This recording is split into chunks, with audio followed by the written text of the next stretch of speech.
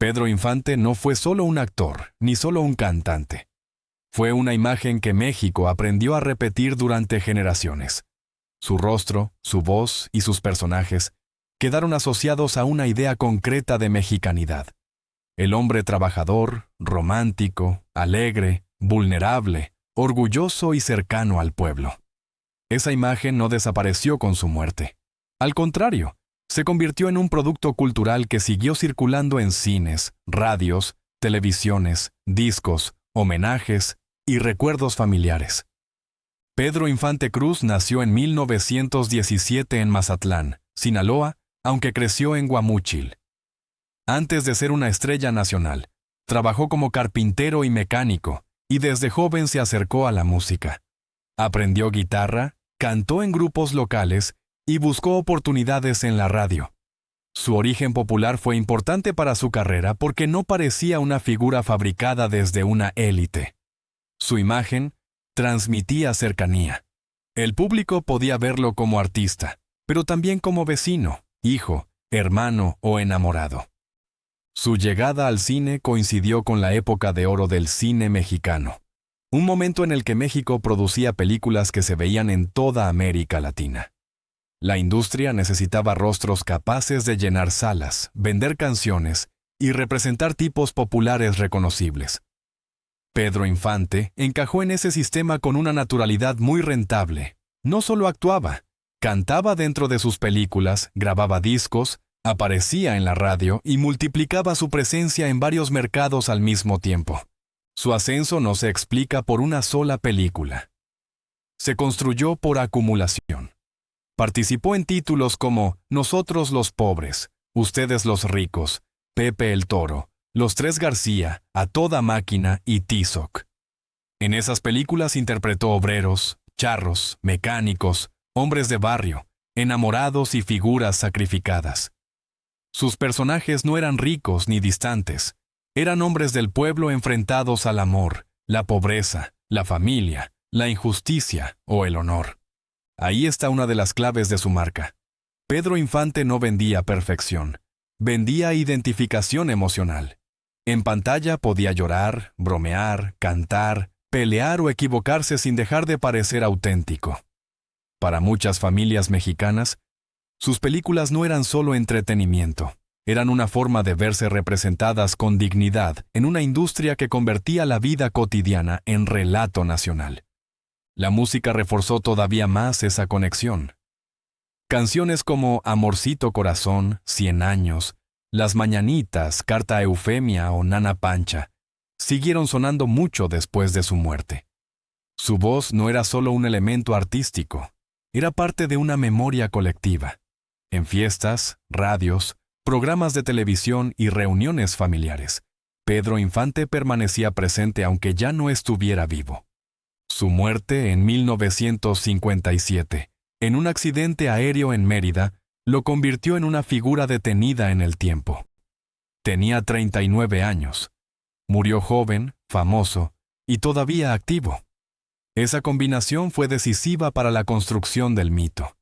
No hubo una vejez pública, una decadencia larga ni una retirada. El público conservó la imagen de un ídolo en plenitud, lo que facilitó que su figura se volviera casi permanente. Pero el caso de Pedro Infante no puede entenderse solo desde la nostalgia. También hay una dimensión económica y cultural. Después de su muerte, sus películas siguieron emitiéndose, sus canciones siguieron vendiéndose. Su imagen siguió usándose en homenajes, especiales, libros, productos, murales, festivales y campañas. La industria descubrió que Pedro Infante no era solo un recuerdo, era un catálogo con valor. Ese catálogo generaba ingresos de varias formas: derechos de reproducción de películas, emisiones televisivas, discos, recopilaciones musicales, licencias, uso de imagen, plataformas digitales y eventos conmemorativos. Como ocurre con otros artistas fallecidos, la gestión del legado se volvió una combinación de memoria familiar, interés empresarial y consumo popular.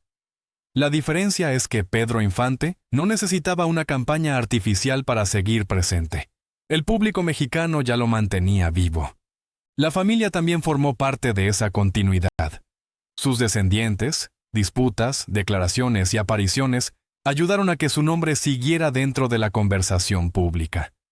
En muchos casos, los legados familiares de artistas tan grandes acaban mezclando afecto, derechos, control de imagen y desacuerdos sobre quién puede hablar en nombre del ídolo. Pedro Infante no fue una excepción. Su figura se volvió demasiado valiosa como para ser solo un asunto privado. La pregunta importante es por qué México nunca dejó de consumir su imagen. La respuesta está en lo que representaba. Pedro Infante funcionaba como una síntesis de varias identidades: el hombre de barrio, el charro, el hijo leal, el amigo fiel, el amante sentimental, el trabajador orgulloso y el mexicano que podía sufrir sin perder simpatía. Esa mezcla era útil para la industria, pero también poderosa para el público. Durante décadas, la televisión mexicana repitió sus películas en fechas especiales, domingos familiares y ciclos de cine clásico. Cada repetición reforzaba el vínculo con nuevas generaciones.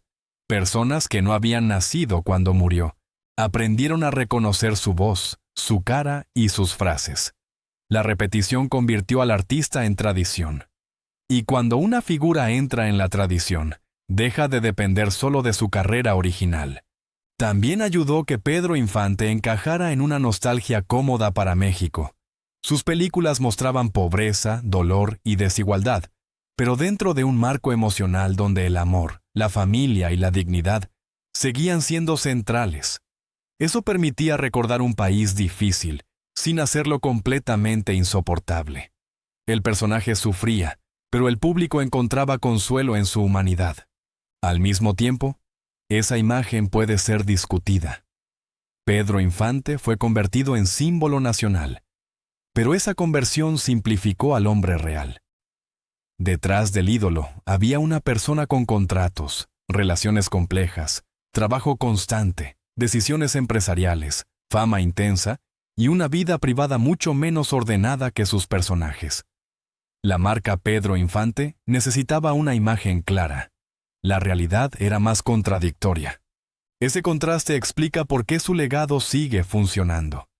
El público no consume solamente al actor real, consume una versión cultural de Pedro Infante, el México que canta, sufre, trabaja y ama.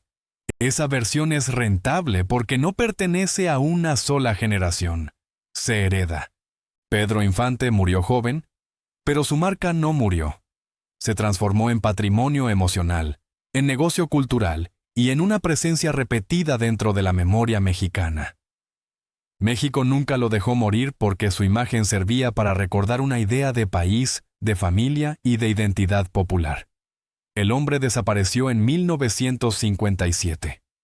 El ídolo siguió trabajando después, en la televisión, en la música, en los derechos, en la nostalgia y en la necesidad de millones de personas de seguir reconociéndose en él.